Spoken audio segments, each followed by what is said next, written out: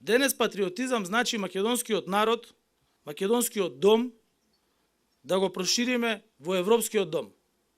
За никој, никогаш повеќе, да не биде принуден да зема пасоши на други земји или да ја бара својата екзистенција натвор во несигурност по светот.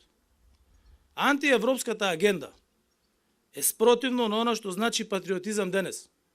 Патриотизмот што значи да си ја сакаш татковината и да вложуваш во нејзиниот развој. Затоа што токму антиевропската агенда води кон живот надвор, во туѓина, води кон Македонија без луѓе.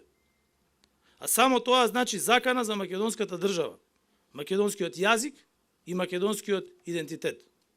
И затоа антиевропската агенда е антимакедонска агенда. Тоа што не успеало за време на Илинденското востание во 903-та, во НОБ од 41 до 44-та, потоа и за време на распадот на Југославија и во предизвиците на изградбата на државата по прогласената независност во 91 година, не смееме да дозволиме да се случи денес.